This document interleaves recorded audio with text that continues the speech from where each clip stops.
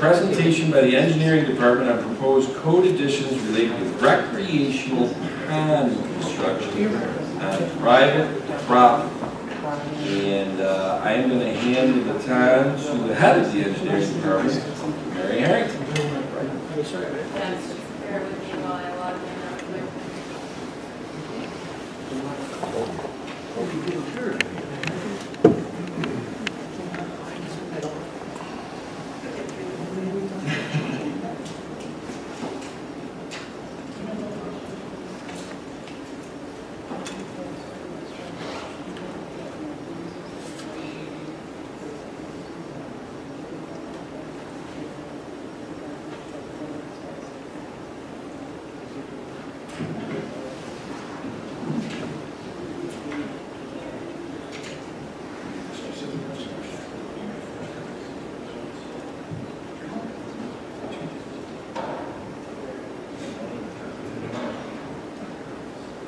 Make sure Charlie's listening because he's going to have to help me on this one eventually.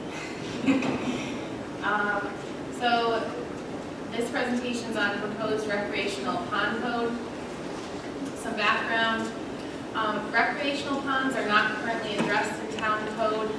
There is a fee on our fee schedule that is in relation to a pond permit, but the town is lacking documented guidance and process for review, approval, and inspection.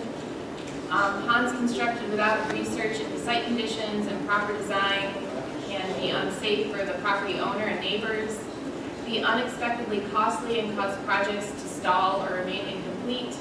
They can be unsuccessful and not hold water, and they could negatively affect the character of the land. Just a little insight to the need. Since I've been here in 2021, I've been approached by 3 residents about installation of recreational ponds.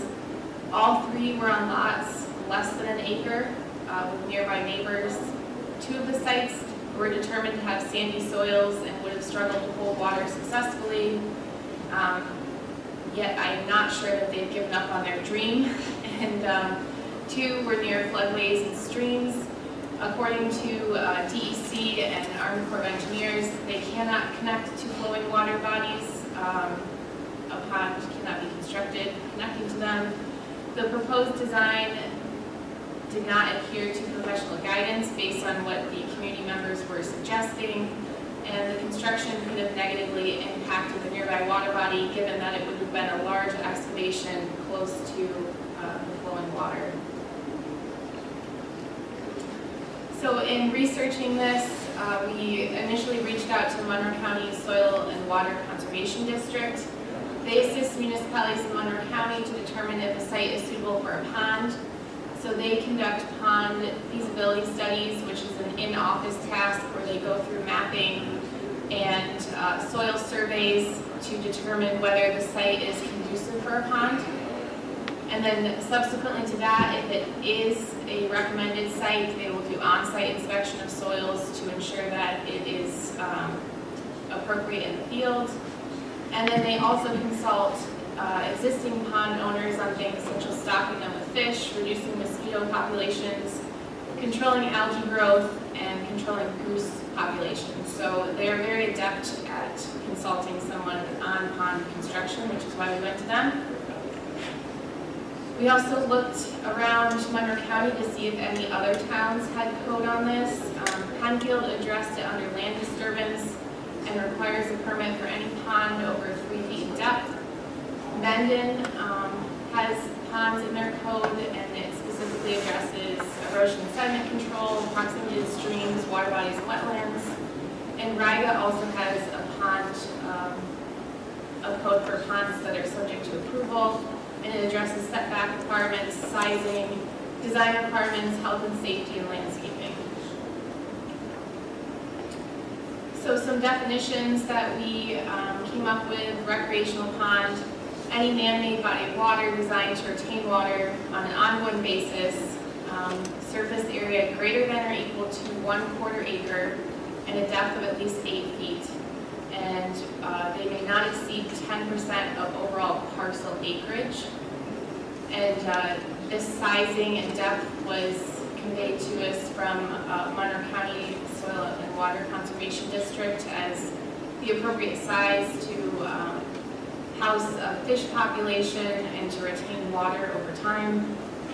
A water garden would be a smaller man-made body of water, not to exceed 100 square feet and 42 inches in depth, such as a koi pond or a landscape pond. And then the stormwater pond is a body of water in commercial and residential developments that collect and store stormwater runoff. They are aimed to improve water quality and control water quantity, and they reduce pollution and prevent downstream flooding. So some design considerations that we want to go over an applicant with, should they wish to proceed with a recreational pond, is what is their intent. If they would like to stock it with fish, there are New York State DEC requirements. If they would be using it for swimming or just landscaping features, what their construction, how it will address erosion and flooding. So the proximity to water bodies and wetlands, spillway requirements, should it overfill with water, location for spoils, as it would be a large excavation, and then potential follow-up inspections, such as we do commonly with other ponds in town. And then health and safety, the setbacks, the lot size, the slope within the pond, and the depth of the pond. Proposed code overview, we would definitely look to address setbacks from property boundaries, waterways, floodplain wetlands, and wetland buffer zones. And based on the sizing that we're looking at, it would isolate the opportunity to construct ponds to large lots, so 3 acres or larger. It would require that a feasibility study was completed by our partner at Monroe County Soil and Water Conservation District. They would be required to have a plan designed and certified by a licensed professional engineer or landscape architect, and then that it would address safety requirements such as steepness of pond side slopes and pond location within the property. It could potentially limit activities such as preventing the use of motorized watercrafts within the pond, and then inspection requirements during construction and potentially afterwards to ensure that the spillways were functioning correctly.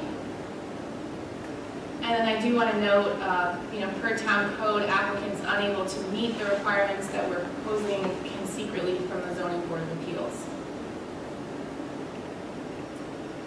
So next steps, we have drafted code for this, but we need to consult with our legal department.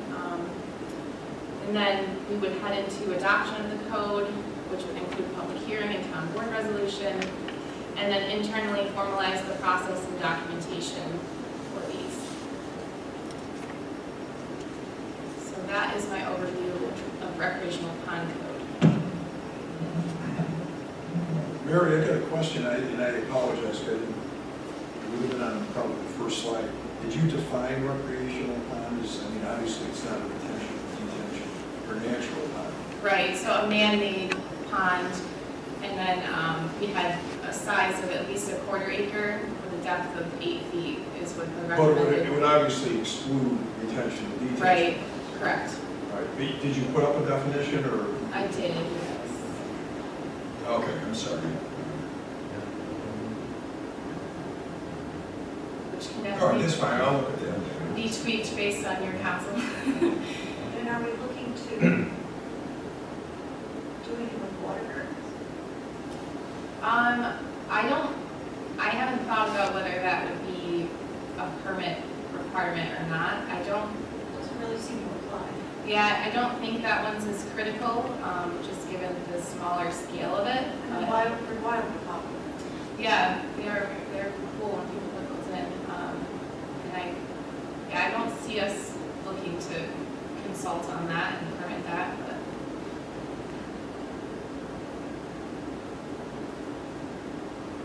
Expert. Bill? There's numerous areas in this town that are all sand, not going to hold, Right. not going to hold water. Would we allow a resident to line it with a fabric that would retain the water?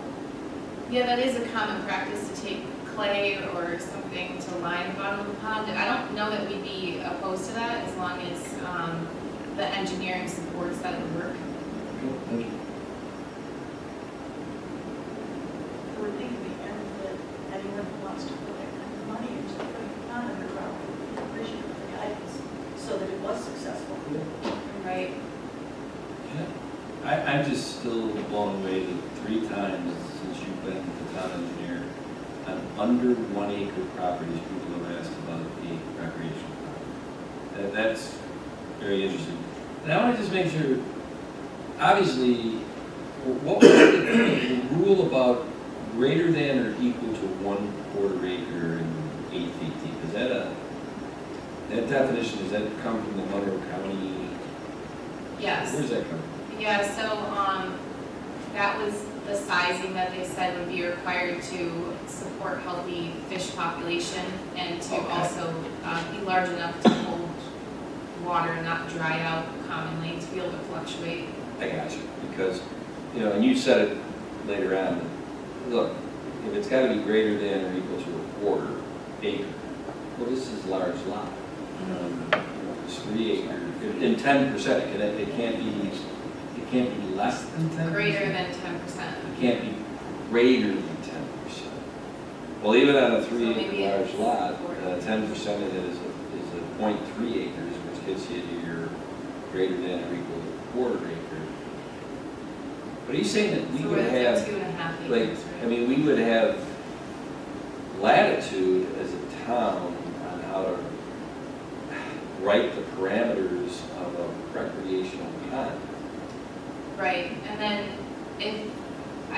my thought is to kind of go with best practice, and then if there was a 2 acre property that wanted a smaller pond, then we could look at it on a design basis, and then they could go to the zoning board for relief if it made sense, but to kind of put the outline as what industry standard for pond construction is practicable, and then look at other applications as they come in.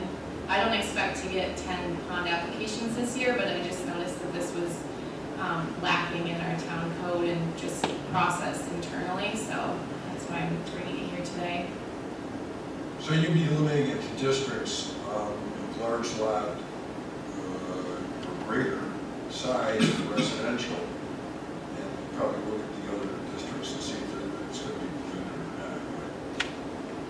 Right, yeah, I would say that this would probably be something, I wasn't anticipating using the zoning map to regulate it, just more based on lot size, but that could be a potential way to go about it. I mean, there are some commercial properties with very nice Right. ponds in town. I also think that to look at it from a large lot district, from our zoning codes, there are people who buy 8 acres of land that are not in a large lot district, and have chosen to put up a single family home on their property, where this would certainly, So it wouldn't be by district. yeah, I think it's better to do by size. I'm just curious as to, you know, that obviously it would be something we would also be affecting any law that we pass. Mary, do we have any idea how many recreational ponds are in Webster? I haven't looked into it. I was on a site this week with 2. They're kind of morphed into tributaries to Shipbuilders Creek, but they were definitely farm ponds that were constructed back in the 70s or so. There's a handful. You drive around town and you see them, but You bring up a good point, however. Do we need to distinguish between farm pond and recreational pond? I think it's a farm pond by definition, it's recreational, especially if you're getting kids. That's my experience. Just a thought. Like, when you say that, like, when we purchased the 40 acres, the back 40, and Mrs. Brucker, right up on the front of her property, that's a farm pond, right? Yes, that's what I was thinking about. Okay. And Jen, I what did you guess say farm the pond would be on- differentiation? Well, I guess a farm Recreational pond would is- be on, young kids are gonna be swimming in that pond, farm typically, at least where I grew up, they did. but a farm pond would be on sense. Most likely. It's a fun conversation, that's all. Thanks, Mary. Yeah. Okay, well, I'll consult with Charlie and go back again. Look forward to seeing you again. Okay. Great.